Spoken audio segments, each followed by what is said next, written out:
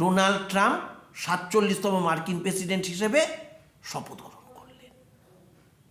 রাজকীয় শপথ গ্রহণ অনুষ্ঠান, দেশ বিদেশের বহু গণ্যমান্য ব্যক্তি আমন্ত্রিত ছিলেন। এলাহি আয়োজন। আমন্ত্রিতদের তালিকায় সবার প্রথম নামটা ছিল চীনের প্রেসিডেন্ট জিনপিং, যা দেখে ভারত বিরোধী শক্তি বা দেশগুলি আনন্দে প্রায় নেচে উঠল। কারণ আমেরিকার মতন বিশ্বের সর্বোচ্চ শক্তিধর একটা দেশ যদি চীনকে তাদের আমন্ত্রিতদের তালিকায় 1 নম্বর স্থানে রাখে, তাহলে মানতেই হবে আমেরিকা চীনের সাথে একটা অত্যন্ত সুসম্পর্ক স্থাপনের চেষ্টা করছে, যার অর্থ ভারত চাপে থাকবে।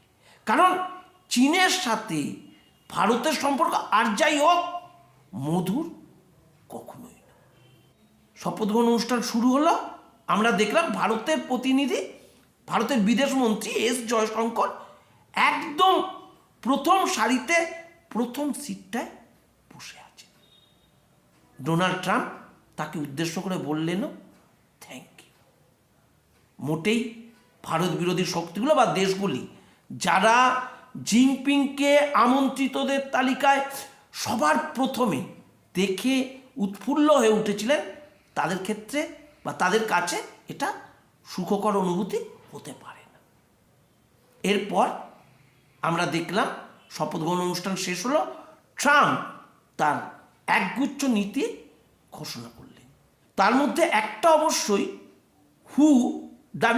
WHO অর্থাৎ ওয়ার্ল্ড হেলথ অর্গানাইজেশন থেকে আমেরিকা সরে আসা।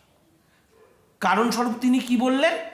বললেন WHO সংস্থাটা পুরোপুরি চীনের নিয়ন্ত্রণাধীন একটা সংস্থা, অথচ আমেরিকা এখানে সবচেয়ে বেশি আর্থিক সহায়তা করে। প্রমাণস্বরূপ তিনি কি বললেন? করোনা মহামারীর সময় যে করোনা চীন থেকে উৎপত্তি হয়েছিল এবং পরবর্তীকালে তা বিশ্বব্যাপী ছড়িয়ে পড়েছিল, যার দরুন লক্ষ লক্ষ কোটি কোটি মানুষের মৃত্যু হয়েছে, সেই জন্যে কিন্তু কোনো রকমভাবেই চীনকে দোষারোপ করেনি, নিজের পক্ষে চীনের কাছে কোনো কৈফিয়ত তলব করেনি। মানে এ পর্যন্ত চীনের সমর্থকদের বা চীনের বন্ধুদের বা ভারত বিরোধী, ভারতের শত্রুদের ভিমরি খাওয়ার কথা। এরপর হলো আর এক কাণ্ড। ট্রাম্প পানামা ক্যানাল, যেটা এতদিন চীনের নিয়ন্ত্রণাধীন ছিল, আমেরিকা এবার সেটা নিজেদের নিয়ন্ত্রণে আনতে চাইলেন। মানে বললেন এবার আমাদের এটা দিতে হবে, আমরা নেব মানে নেবই। পানামা ক্যানেল থেকে চীনের কোটি কোটি ডলার উপার্জন হয়। আমেরিকার আরও বক্তব্য, চীন সেখানে সেনা পোস্টিং করে আমেরিকার উপর নজরদারি চালাচ্ছে। বুঝুন অবস্থা, একে রামে রক্ষা নেই, সুগ্রীব দোসর। তারপরের ঘোষণাটা বোধহয় চীনের সমর্থকদের বা চীনের বন্ধুদের কাছে প্রায় হার্ট অ্যাটাকের সামিল। ট্রাম্প বললেন চীনের পণ্যের উপরে আমেরিকার শুল্ক এবং তারিফ অনেক পরিমাণে বাড়িয়ে দেবে। এ যেন কাউকে নেমন্তন্ন করে এনে ভীষণ ভালোভাবে যত্ন করে খাইয়ে দাইয়ে যাওয়ার সময় পানের বদলে হাতে কতগুলো কাটা ধরিয়ে দেয়। এটাই নিঃসন্দেহে ভারত বিরোধী শক্তি এবং চীনের বন্ধুদের হার্ট অ্যাটাক হওয়ার জন্যে এটুকুই যথেষ্ট। এইবার প্রশ্ন হলো, আমেরিকা কেন চীনকে এইভাবে একদম সোজা ভাষায় বললে টাইট দিতে চাইছে, বা চীনের আধিপত্যকে খর্ব করতে চাইছে, কিংবা তাদের অর্থনৈতিক গ্রোথ আটকে দিতে চাইছে?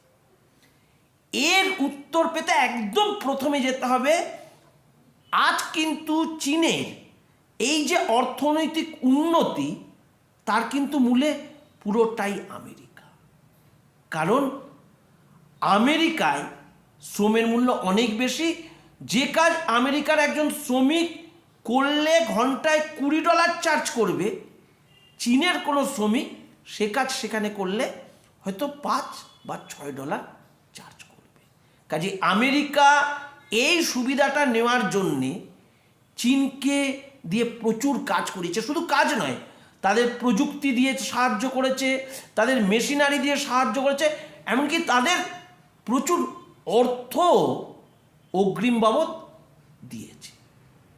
পরবর্তীকালে চীন আরও বিভিন্ন ক্ষেত্রে অনেক উন্নতি করে চীন অনেক এগিয়েছে, এ কথা অনস্বীকার্য। আমেরিকার বক্তব্য, তুমি ছিলে আমার দ্বারা প্রতিপালিত, এখন সেখান থেকে উঠতে উঠতে তুমি আমার গলা ধরতে চলেছ, আর কদিন পরে তোমায় এখন না থামালে তুমি বোধহয় আমায় ছাড়িয়ে চলে যাবে। কাজেই তুমি এবার আমার আটকাতে হবে। আর আমি এসছি, অর্থাৎ ট্রাম্প যেটা বোঝাতে চাইছেন, আমার কাছে, আমার নীতিতেই আমি ঘোষণা করেছি, আমার কাছে সবার আগে আমেরিকার স্বার্থ। আমি আমেরিকাকে বিশ্বের দরবারে সর্বশ্রেষ্ঠ আসনে বসাতে চাই। এবার বলবেন আমেরিকা তো এমনি সর্বশ্রেষ্ঠ আসনে, তাহলে তাকে আর কীভাবে বসানো? আমি মাগা, MAGA, মাগা কথাটা পুরোপুরি আক্ষরিক অর্থে প্রতিষ্ঠিত করতে চাই। মাগা মানে মেক আমেরিকা গ্রেট এগেইন। এবার আমি গ্রেট হতে গেলে কি হবে? তুমি তো আমার কাছে ঘাড়ের কাছে নিঃশ্বাস ফেলছো, যে কোনো সময় তুমি তো আমায় ধরে ফেলবে। কাজেই আমি ঠিক সেই গ্রেট পর্যায়ে উন্নীত হতে চাই যেখানে আমি থাকবো 100-তে 2 নম্বর থাকবে 50-এরও কমে, এই জায়গায়। তাহলে এই জায়গায় উঠতে গেলে আমার ওঠার ব্যবস্থার সাথে সাথে তোমাকে নামাবার ব্যবস্থাও আমায় করতে হবে। এছাড়া আর একটা কি ব্যাপার, তুমি যদি বিশ্বের 2 নম্বর বা 3 নম্বর শক্তিশালী হয়ে গিয়ে থাকো, যে দেশটা বিশ্বের 2 নম্বরে অ্যাট প্রেজেন্ট রয়েছে সে কিন্তু আমার পরম প্রতিদ্বন্দ্বী। আমি শত্রু বলবো না, প্রতিদ্বন্দ্বী। এবার অর্থাৎ রাশিয়া। কাজে তুমি যদি তার সাথে মিলে যাও, তাহলে তো তুমি নিঃসন্দেহে আমাকে একদম লেজে গোবরে করে দেবে।